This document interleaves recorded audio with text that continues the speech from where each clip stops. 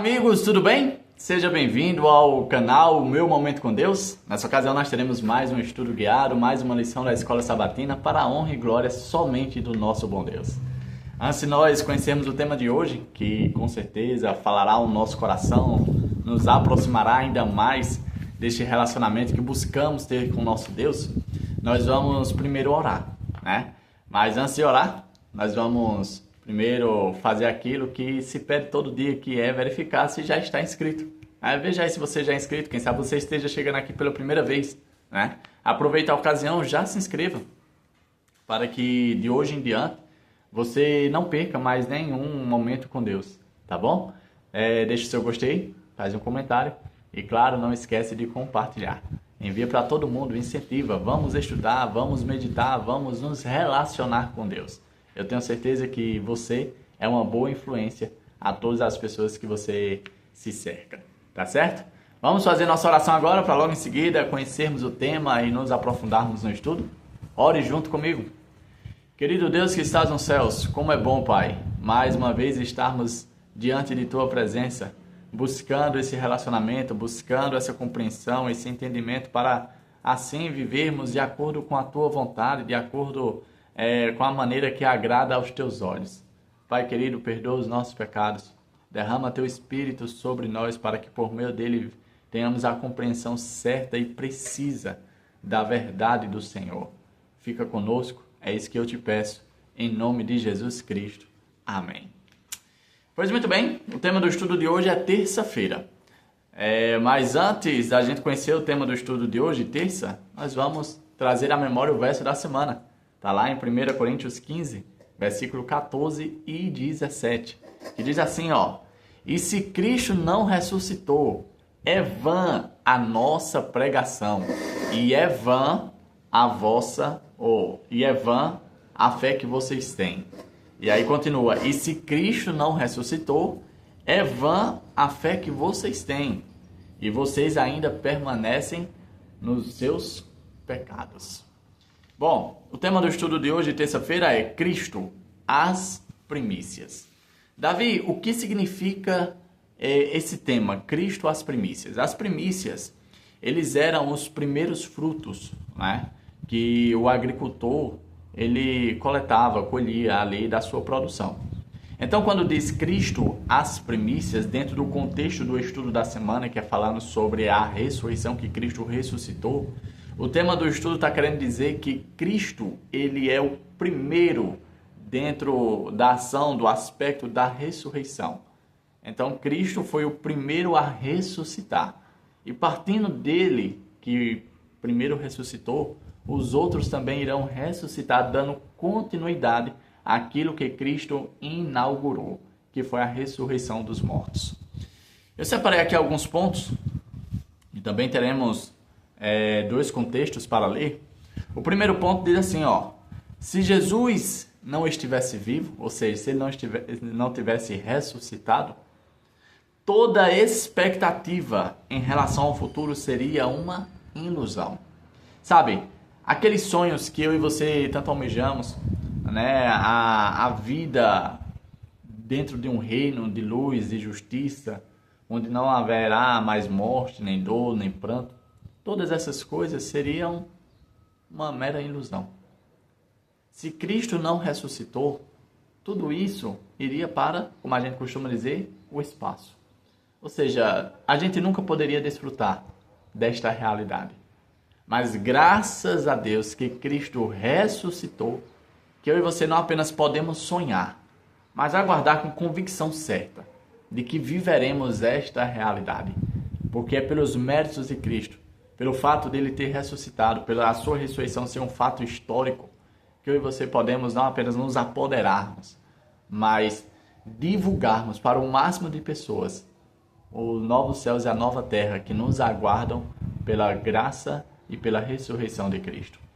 O outro ponto que eu deixei aqui diz assim, por isso, podemos estar certos de que todos os que morreram em Cristo ressuscitarão por ocasião de sua vinda. Davi, o que significa os que morreram em Cristo?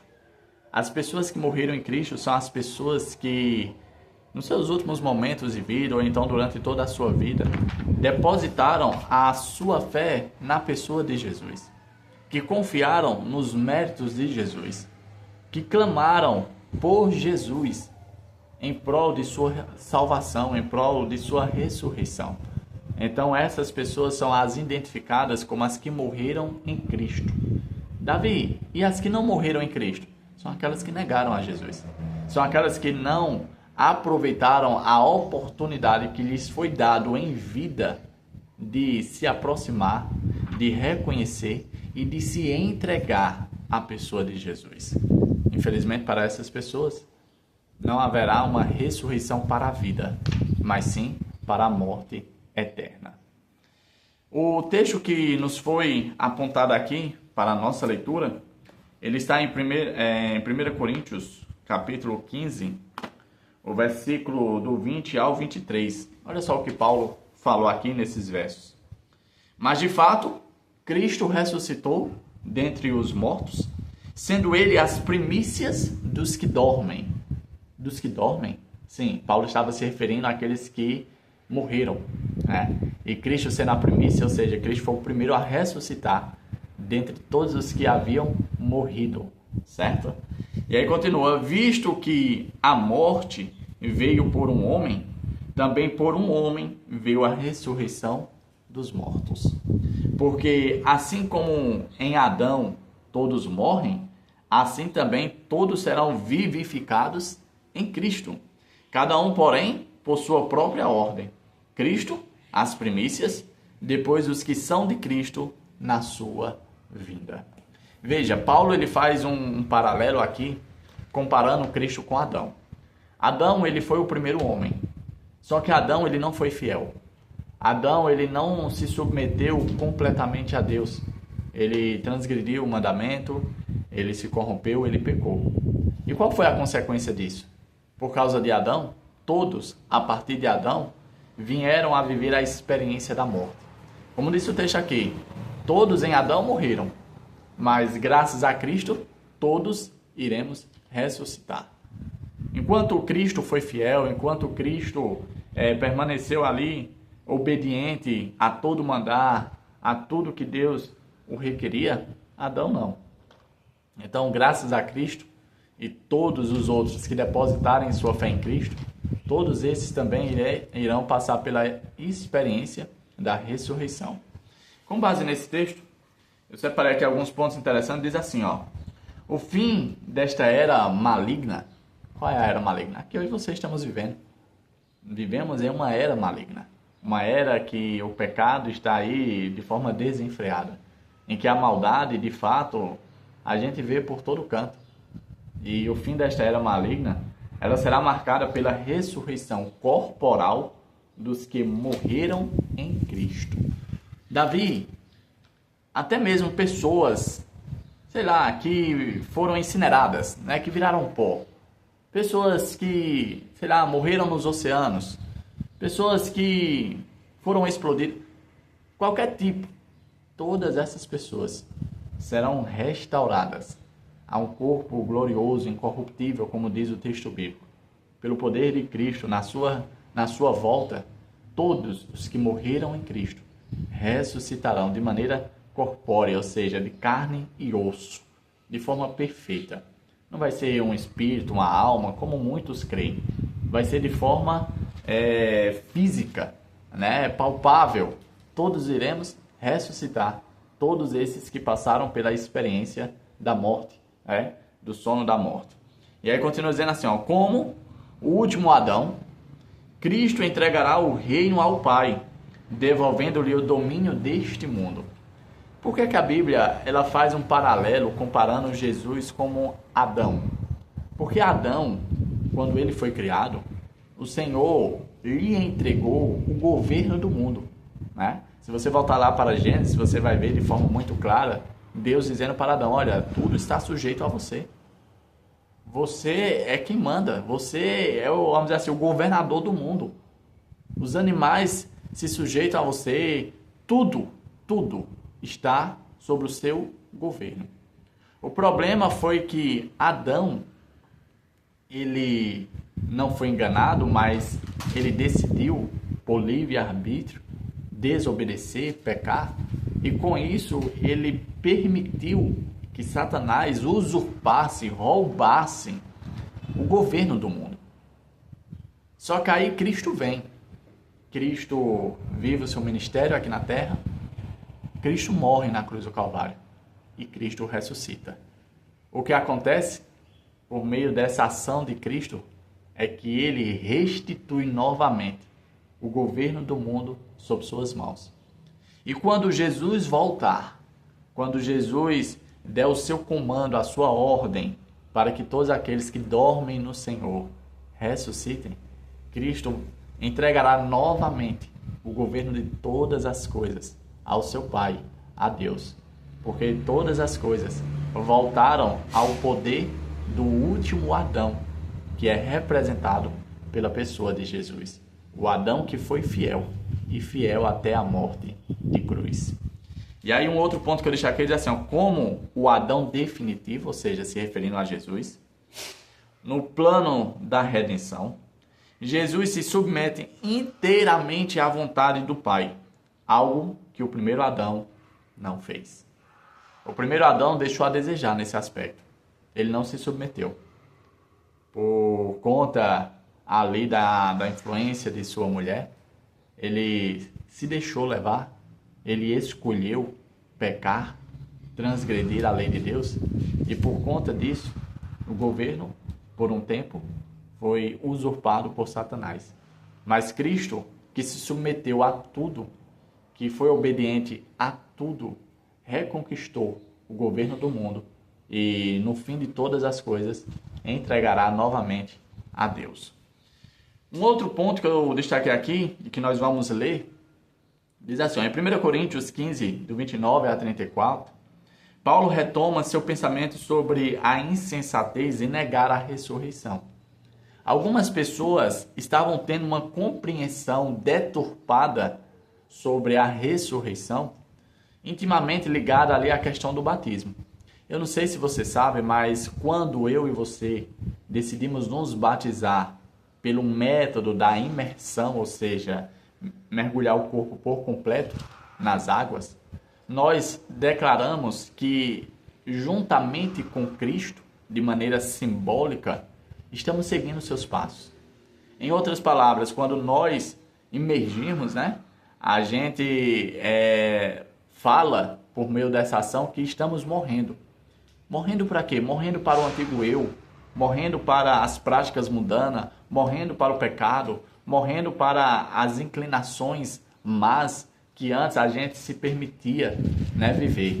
E quando a gente sai das águas, emerge, a gente é como se estivesse ressuscitando, como Cristo ressuscitou, nascendo uma nova criatura, nascendo um novo ser, uma pessoa inclinada para as coisas boas, uma pessoa que agora vai lutar contra o pecado, vai resistir ao mal e pelo poder de Deus vai vencer a toda e qualquer inclinação do pecado e do mal. Então, quando eu e você tomamos essa ação de nos batizarmos, nós, de certo modo, seguimos os passos de Jesus, em que ele deu a sua vida, morreu e ressuscitou. E assim a gente faz também, vivendo agora não mais pela carne, mas baseados e pautados pelo Espírito de Deus. E aí eu quero ler com você esses versos, para você entender o que era que Paulo estava chamando a atenção ali, exortando, corrigindo com relação ao entendimento equivocado que as pessoas estavam tendo com relação ao batismo, intimamente ligado à questão da ressurreição. Olha só o que diz o verso 29. De outra maneira, que farão os que se batizam por causa dos mortos? Ou seja, pessoas estavam se batizando, descendo as águas, não seguindo o exemplo de Cristo, mas por causa de pessoas que já tinham morrido. Aí Paulo faz essa indagação, esse questionamento. O que acontece? Qual é a maneira? Por que essas pessoas estão se batizando por causa dos que já morreram? E ele diz, se absolutamente os mortos não ressuscitam, por que se batizam por causa deles? Ou seja, se vocês não creem na ressurreição, por que vocês estão se batizando por causa dessas pessoas? O entendimento que essas pessoas tinham, que estavam se batizando, por causa dos que morreram, era porque eles desejavam, de alguma forma, se conectar com essas pessoas, se unir a essas pessoas. Mas essas pessoas que morreram não iriam ressuscitar. Então, como eles iriam conseguir vivenciar essa realidade, né, de se unir a essas pessoas, se a ressurreição, dentro do conhecimento deles, não era algo real? Então, aí Paulo continua dizendo assim, ó: e porque também nós nos expomos a perigo toda hora. Ou seja, se a ressurreição não existe, por que a gente está se colocando em risco? Né? Por que a gente está pregando? Por que a gente está se submetendo a ser humilhado, a ser espancado, a ser preso, até mesmo a passar pela experiência da morte, se a ressurreição não existe? Paulo vai fazendo esses questionamentos para fazer o público refletir, para fazer as pessoas pensar, né? E aí ele continua: dia após dia morro, eu o protesto, irmãos, pela glória que tenho em vós outros, em Cristo Jesus nosso Senhor. Se como homem lutei em Efésio com feras, que me aproveita isso? Se os mortos não ressuscitam, comamos e bebamos, que amanhã morreremos. Não vos enganeis, as más conversações corrompem os bons costumes. Tornai-vos à sobriedade, como é justo, e não pequeis, porque alguns ainda não têm conhecimento de Deus. Isto digo para a vergonha vossa. Veja que Paulo ele chama a atenção a uma linha de raciocínio que estava acontecendo ali entre os coríntios, que não condizia com a vontade de Deus, com, vamos dizer assim, o que Deus gostaria para a vida deles. Batismo por conta dos mortos, o não entendimento da veracidade da ressurreição. Ou seja, Paulo estava combatendo todas essas coisas que estavam acontecendo e permeando ali dentro da igreja. E aí Paulo chama a atenção: olha, as más conversações, ou seja, uma conversa que não produz vida, que não agrega positivamente na vida das pessoas, é isso que está corrompendo vocês. Essas doutrinas, esses entendimentos que estão se espalhando aí na igreja, isso é por conta das más conversações. E aí chama até a atenção: o que é que a gente anda conversando entre nós, irmãos, né? Será que são assuntos proveitosos, assuntos que agregam, assuntos que edificam? Ou é assuntos que estão levando ao desentendimento, assuntos que estão desconstruindo os conhecimentos de Deus? Paulo estava chamando a atenção para essas coisas. E aí, com base nisso, eu separei um ponto aqui que a lição até fez questão de destacar sobre a compreensão com relação a esse batismo que as pessoas estavam fazendo com a intenção de se conectar, de se ligar, né, às pessoas que já morreram. E aí a interpretação que a lição trouxe foi assim, ó: há várias tentativas de explicação, mas é melhor interpretar a expressão como uma referência à decisão de algumas pessoas de se batizarem para que pudessem se reunir novamente na ressurreição com os entes queridos que já haviam falecido. Também poderia ser que a decisão de ser batizado fosse uma resposta à vida exemplar daqueles que morreram em Cristo. Nesse caso, a expressão referiria a pessoas que não eram batizadas no lugar dos mortos, mas por causa da influência de pessoas que já haviam morrido. Essa é a compreensão que foi tirada ali no comentário bíblico. O último ponto que eu destaquei diz assim, ó: além disso, arriscar a própria vida seria inútil se não houvesse ressurreição. Paulo, em determinada ocasião de sua vida, ele foi preso e levado ao Coliseu para ser ali morto por feras. Só que, para a surpresa daqueles que estavam ali assistindo, contemplando tal cena, Paulo não morreu. Paulo lutou por sua vida. Paulo enfrentou as feras. E ele até trouxe aqui, né, ele citou essa ocasião, essa experiência que ele teve, dizendo: olha, eu não estou aqui me desgastando, colocando minha vida em risco. Não é por vaidade, não é por honra nem glória própria, mas eu estou fazendo isso porque eu creio que existe algo maior, algo melhor, algo que está sendo preparado para mim.